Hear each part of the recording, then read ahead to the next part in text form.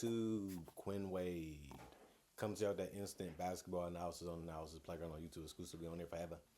We'll talk about how them Boston Celtics beat the Phoenix Suns 120 to 112. The Celtics go to 45 and 23 and 23 and 10 at home. The Suns go to 39 and 29 and 17 and 16 on the road. Boston won the season series 2-0 because they beat the Suns earlier this season, and they beat them again tonight. And on top of that, we won't see them again into the NBA Finals. If not that, which is unlikely, we'll see them next season.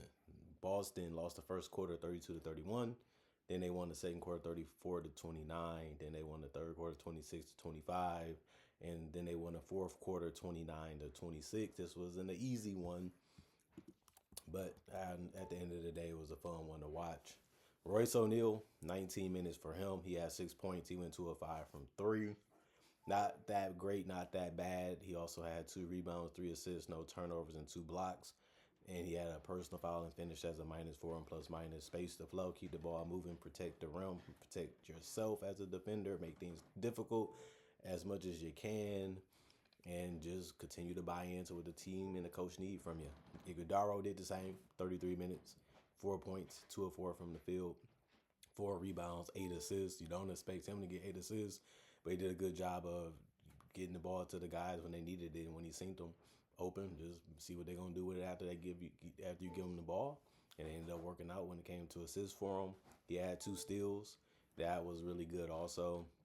He also had 1 offensive rebound, 3 personal foul, was a -2 and plus minus. And then Devin Booker, he played 37 minutes and he was their go-to guy a lot of the time in this game. He ended up playing 37 minutes and had 40 points. He went 15 to 24 from the field, which is really efficient. And he also went 2 of 7 from 3 and 8 of 9 from the free throw line.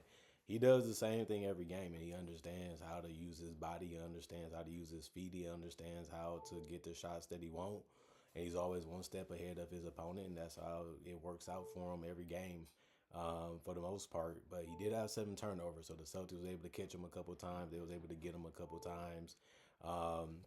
Which is good for them, but Booker still was figuring out how to be effective as much as he could, and it worked more for the Suns than they probably would have thought in this one. But great players can shine and do those type of things for you. 3 rebounds, 1 block for him, 3 personal fouls, and was a +2 and plus minus. Kyle Gillespie had a lot of good looks. He just couldn't really make anything in this game. He only went 1 of 8 from the field and 1 of 5 from 3. His only make was a 3. So he finished with 3 points, which is better than going scoreless, but he also didn't do much because he had 3 rebounds, 1 assist, and 2 steals, and that was basically it in 23 minutes for him. He did have 1 offensive rebound, and the personal foul was a -2 and plus minus. And then Jaylen Green, he played 33 minutes. He had 21 points. He finished 8 of 20 from the field. He had the mid-range going, the drives, was working a little bit, and obviously tried to shoot the 3. The 3 ball wasn't falling for him tonight. He finished 1 of 7 from 3, but he did go 4 of 4 from the free throw line. He had 7 rebounds, which was the most on the team, which was good to see. He also had 1 assist, 1 turnover, 1 offensive board, 1 personal foul, and was a -12 and plus minus. Haywood Highsmith, he ended up having 19 minutes and had 16 points. He went 4 or 5 from 3. That's how he mainly got him. Then he missed 1 3, and then he also missed 2 of the 2-pointers, and that ended up making him go 4 of 8 from the field, which is still good. And 4 of 4 from the free throw line was great too. He had 4 rebounds, 1 assist, no turnovers in the steal, 2 offensive rebounds, 3 personal fouls, and was a -1 and plus minus. Rasheer Flemings, 15 minutes. He had 1 point because he went 1 of 2 from the free throw line, but he did miss his only shot, which ended up being the 3, even though it was wide open. He did have 3 rebounds, no turnovers, and 2 blocks. The 2 blocks actually was the most off the bench and the most tied for the most in the game with Royce O'Neal. He had 1 offensive board, 1 personal foul, and was a 0 and plus minus. And that block was for the Suns only, the 2 blocks. And then Kaman Malawatch, 12 minutes. He had 2 points. He went 2 of 2 from the free throw line. And then he also missed his only shot. He did grab 3 rebounds, no turnovers, no personal foul, was a -8 and plus minus. And Grayson Allen, 22 minutes. He ended up having 13 points. He went 3 of 7 from the field, 2 of 6 from 3, 5 of 6 from the free throw line. He did a really good job of scoring the basketball, mainly at the free throw line especially, which is something that he can do. Just like the fact that he didn't shoot bad or poorly, and that kept him in the game when he came off the bench. Him and Haywood did a good job of putting the ball in the basket. One assist, two turnovers, 2 assists, no turnovers, two personal fouls, and a -5, and plus minus for Grayson. And then Amir Coffey, he ended up getting a block, and that was it in his 4 minutes. He also was a +1 and plus minus. And Jordan Goodwin, 24 minutes. That was the most off the bench. He had 6 points. He went 2 of 5 from the field, 1 of 4 from three, 1 of 2 from the free throw line. He had 5 boards. That ended up being the most off the bench. He had 4 assists. That ended up being the most off the bench. He had 1 turnover and 2 steals.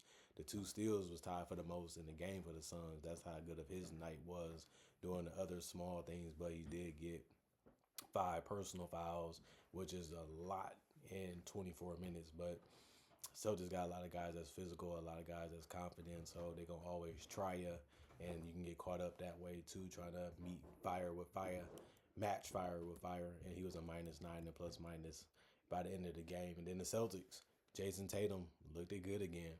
32 minutes, 21 points. He was shooting in people's face.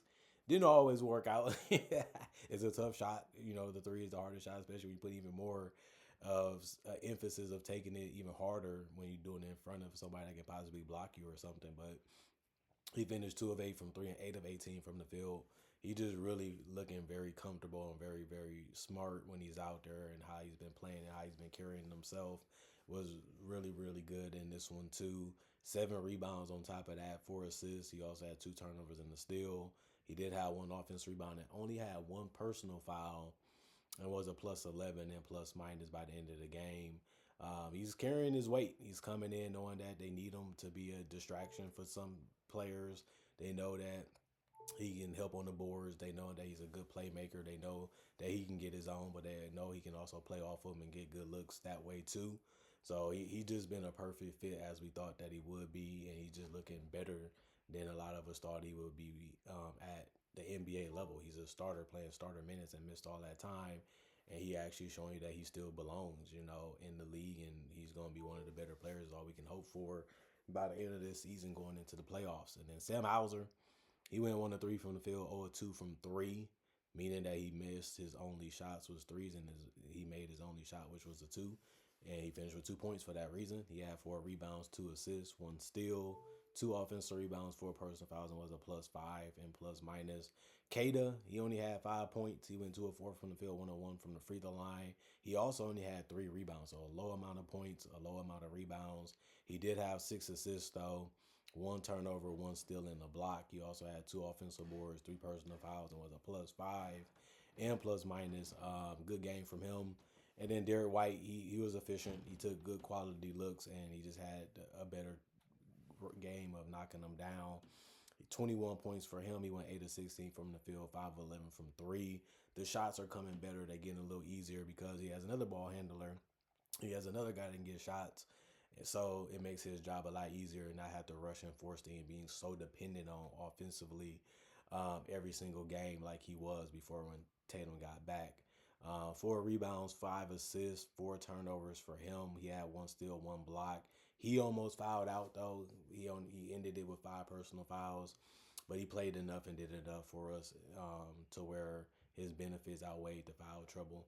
Even when he got back in the games, he was real good. He was a -2 and plus minus. And Jaylen Brown played the most minutes. He had 40, and he ended up going for 41. He was getting layups. He was getting jump shots. He was doing whatever he could to keep this team ahead, especially because he showed that he didn't want to have a loss against the Suns. Whatever motivated him, whatever got him going, he was dribbling. He was doing all these things to make sure he got the shot, and he was highly confident in his game.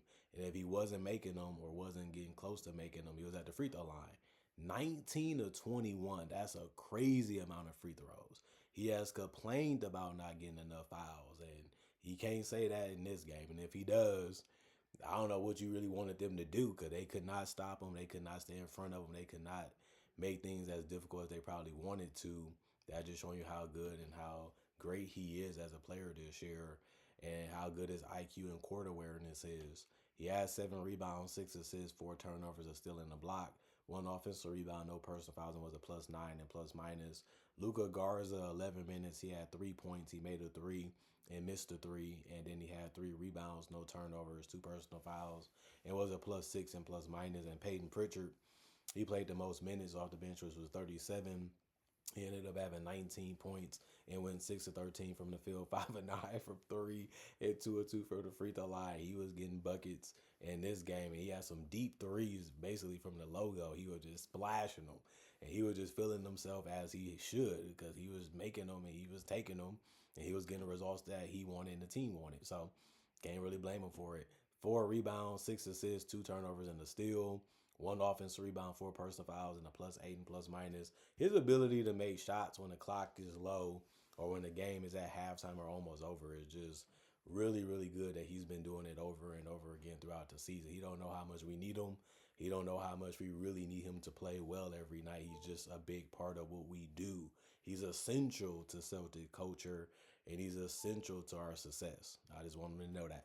Baylor Shireman, 26 minutes, 8 points, 3 of 3 from the field, 2 of 2 from three. That ended up being a good night from him. He kept getting wide open looks. He was able to make them.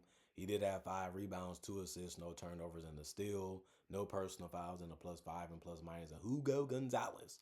He didn't score because he missed his only shot, which was a 3. And then he had 1 rebound, and then he had 2 personal fouls and was a -7 and plus minus. And then the Celtics, 49% from the field. They took 80 shots. 83 for the Suns. They shot 45, which was a little bit less than the Celtics. And then 43 pointers from the Celtics. They shot 43%.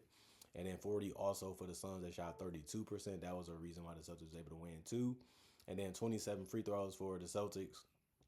They shot 93%, and then the Suns made 25 also, but they shot 29 free throws total.